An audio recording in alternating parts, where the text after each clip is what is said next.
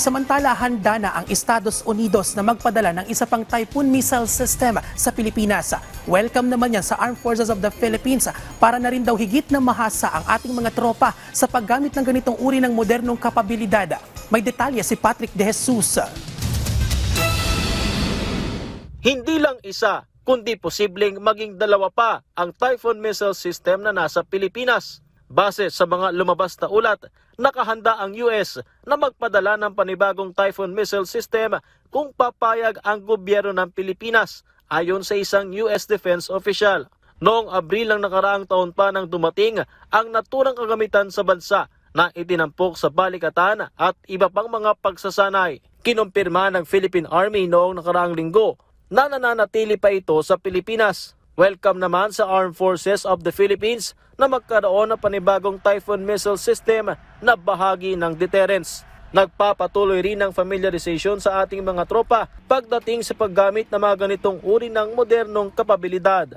Ito pong Typhoon missile system, hindi lang po ito armas. It is a symbol of deterrence and not aggression. Ang ibig sabihin po nito, habang may ganitong sistema po, mas mataas ang posibilidad na hindi natin kailangan itong gamitin. Na-enhance po nito yung ating multi-domain defense posture, particularly po dito sa ating Indo-Pacific Theater. Dati nang umalma ang China at inaasahan ng may komento muli sila kung magiging dalawa pa ang Typhoon missile sa Pilipinas.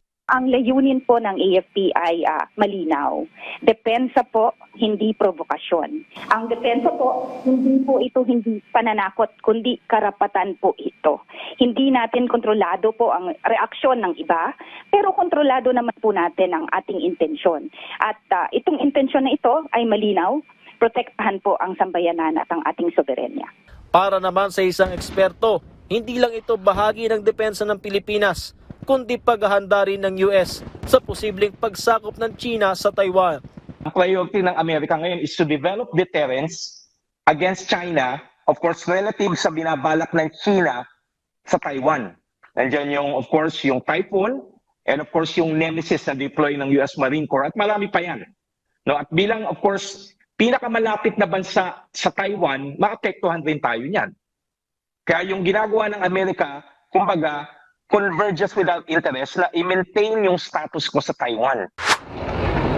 Samantala, formal na inanunsyo nitong weekend ng Department of National Defense ang pagbili ng 12 dagdag na FA-50 jets mula sa Korea Aerospace Industries bilang bahagi ng AFP modernization sa ilalim ng Philippine Air Force. Nagkakahalaga ang kontrata ng $700 million kung saan kasama rito ang iba pang kinakailangang kagamitan, logistics support at information system.